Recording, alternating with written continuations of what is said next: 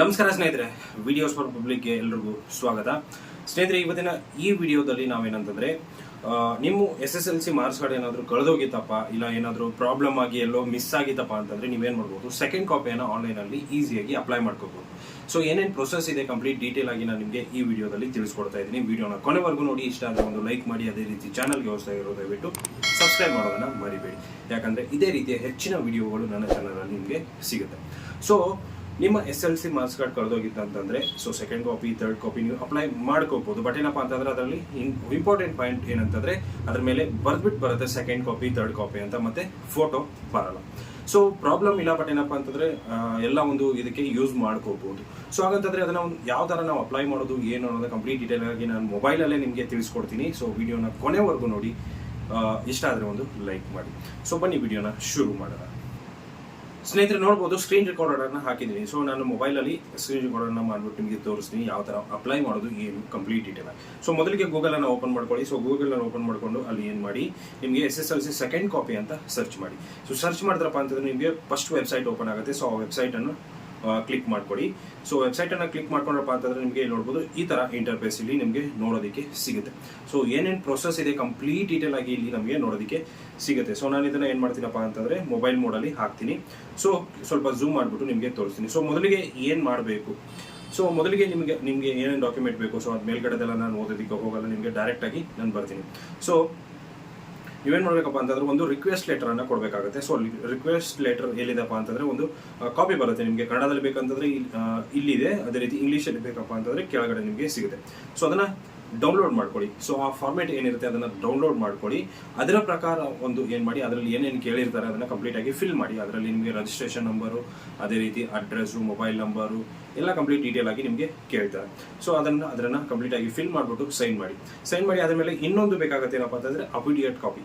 So ಅದು ಕೂಡ format ಅಲ್ಲಿ ಕೊಟ್ಟಿದ್ದಾರೆ. ಸೊ ಆ ಒಂದು ಫಾರ್ಮೆಟ್ ಅನ್ನು ಡೌನ್ಲೋಡ್ ಮಾಡ್ಕೊಳ್ಳಿ. ಅದರಲ್ಲಿ ಇರುವಂತಹ ಕಂಟೆಂಟ್ ಅನ್ನ ನೀವೇನು ಮಾಡಬೇಕಪ್ಪ ಅಂತಂದ್ರೆ 20 ರೂಪೀಸ್ ಈ ಸ್ಟ್ಯಾಂಪ್ ಪೇಪರ್ ಅಲ್ಲಿ ನೀವು ಅದನ್ನ ಪ್ರಿಂಟ್ ಮಾಡಿಸ್ಬೇಕು. ಸೊ ಪ್ರಿಂಟ್ ಮಾಡಿಸಿ ಆಮೇಲೆ ಅದನ್ನ ಅಫಿಡಿಯೇಟ್ ಮಾಡಿಸಿ ನೋಟ್ರಿ ಮಾಡಿಸ್ಬೇಕಾಗುತ್ತೆ. ಸೊ ಅದನ್ನ ನೀವು ಇಲ್ಲಿ ಡೌನ್ಲೋಡ್ ಮಾಡಿಕೊಂಡು ಯೂಸ್ ಮಾಡ್ಕೋಬಹುದು. ಸೊ ಅದಾದ ಮೇಲೆ ನಿಮ್ಮ ಹತ್ರ ಏನಾದರೂ ಒರಿಜಿನಲ್ ಮಾರ್ಕ್ಸ್ ಕಾರ್ಡ್ ಏನಾದರೂ ಜೆರಾಕ್ಸ್ ಅಥವಾ ಏನಾದರೂ ಇತ್ತಪ್ಪ ಅಂತಂದ್ರೆ ಅದೊಂದು ಕಾಪಿ.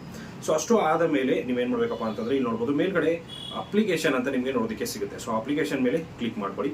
ಸೊ ಅಪ್ಲಿಕೇಶನ್ ಮೇಲೆ ಕ್ಲಿಕ್ ಮಾಡ್ಕೊಂಡಪ್ಪ ಅಂತಂದ್ರೆ ತಿರ್ಗಾ ಮತ್ತೆ ನಿಮಗೆ ಎಲ್ಲ ಕಂಪ್ಲೀಟ್ ಡೀಟೇಲ್ ಆಗಿ ಮತ್ತೆ ಅದೇ ತರ ಕೇಳುತ್ತೆ.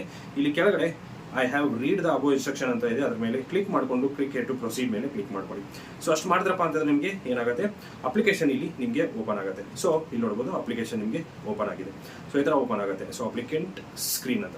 ಸೊ ಇಲ್ಲಿ ಮೊದಲಿಗೆ ಏನೋ ಸೆಲೆಕ್ಟ್ ದ ಸರ್ವಿಸ್ ಅಂತ ಇದೆ. ಸೊ ನಿಮಗೆ ಯಾವ್ದು ಬೇಕು, ಸೆಕೆಂಡ್ ಕಾಪಿ ಬೇಕಾ, ಥರ್ಡ್ ಕಾಪಿ ಬೇಕಾ, ಫೋರ್ತ್ ಕಾಪಿ ಬೇಕಾ, ಇಲ್ಲಪ್ಪ ಅಂತಂದ್ರೆ SLC ಫೇಲ್ ಆಗಿರೋ ಮಾರ್ಕ್ಸ್ ಕಾರ್ಡ್ ಬೇಕಾ.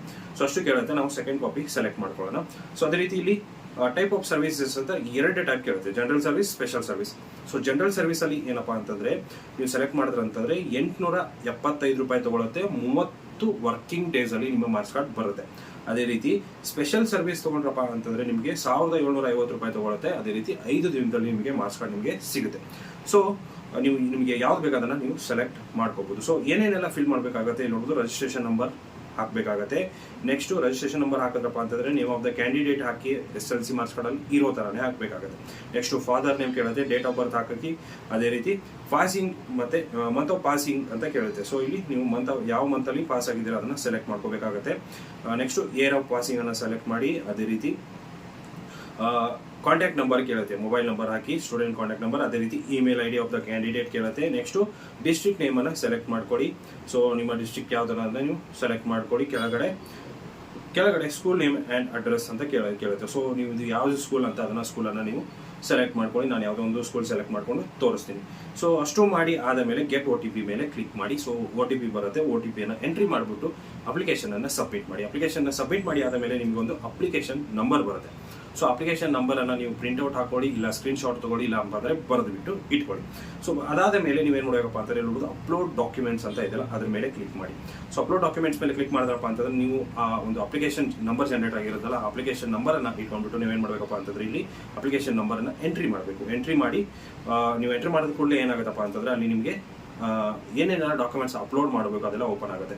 ಸೊ ಅಲ್ಲಿ ನೀವು ಡಾಕ್ಯುಮೆಂಟ್ಸ್ ಅಪ್ಲೋಡ್ ಮಾಡಬೇಕಾಗಿರುವಂಥದ್ದು ನಿಮ್ದು ಒಂದು ಅಫಿಡೇಟ್ ಇರುತ್ತೆ, ರಿಕ್ವೆಸ್ಟ್ ಲೆಟರ್ ಇರುತ್ತೆ, ಅದೇ ರೀತಿ ಮಾರ್ಕ್ಸ್ ಕಾರ್ಡ್ ಏನಾದರೂ ಇತ್ತಂದ್ರೆ ಅದನ್ನ ಅಪ್ಲೋಡ್ ಮಾಡಿ, ಆಧಾರ್ ಕಾರ್ಡ್ ಕೇಳಿದ್ರೆ ಆಧಾರ್ ಕಾರ್ಡ್ ಕೂಡ ಅಪ್ಲೋಡ್ ಮಾಡಿ ಆದ ಮೇಲೆ ಸಬ್ಮಿಟ್ ಮಾಡಿ ಆದ ಮೇಲೆ ಮೇಕ್ ಪೇಮೆಂಟ್ ಅಂತ ಆಪ್ಷನ್ ಇದೆ ನೆಕ್ಸ್ಟ್. ಸೊ ಅದ್ರ ಮೇಲೆ ಕ್ಲಿಕ್ ಮಾಡಿ ಅಪ್ಲಿಕೇಶನ್ ನಂಬರ್ ಅನ್ನ ಎಂಟ್ರಿ ಮಾಡಿ ವ್ಯೂ ಮೇಲೆ ಕ್ಲಿಕ್ ಮಾಡಿ ಅಪ್ಲಿಕೇಶನ್ ನಂಬರ್ ಅಲ್ಲಿ ಹಾಕಿ ವ್ಯೂ ಮೇಲೆ ಕ್ಲಿಕ್ ಮಾಡಿದ್ರಪ್ಪ ಅಂತಂದ್ರೆ ಓಪನ್ ಆಗುತ್ತೆ, ಕಂಪ್ಲೀಟ್ ಡೀಟೇಲ್ ಆಗಿ ಅಲ್ಲಿ ಓಪನ್ ಆಗುತ್ತೆ. ಸೊ ಎಷ್ಟು ಪೇಮೆಂಟ್ ನೀವು ಯಾವ ಸೆಲೆಕ್ಟ್ ಮಾಡಿರ್ತೀರಲ್ಲ ಅದು ಕೂಡ ತೋರಿಸುತ್ತೆ.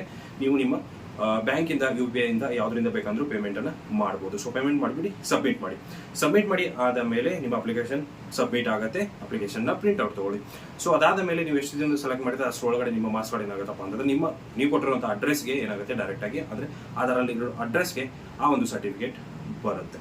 ಸೊ ಇಷ್ಟು ಸ್ನೇಹಿತರೆ ಇವತ್ತಿನ ವಿಡಿಯೋ ಇಷ್ಟ ಆಗಿದೆ ಅನ್ಕೊಂಡಿದ್ದೀನಿ. ಇಷ್ಟ ಆಗಿದ್ರೆ ಲೈಕ್ ಮಾಡಿ, ಶೇರ್ ಮಾಡಿ, ಸಬ್ಸ್ಕ್ರೈಬ್ ಮಾಡೋದನ್ನು ಮರಿಬೇಡಿ. ಸಿಗೋಣ ಮುಂದಿನ ವಿಡಿಯೋದಲ್ಲಿ ಅಂತ ಹೇಳ್ತಾ ಥ್ಯಾಂಕ್ ಯು ಸೋ ಮಚ್.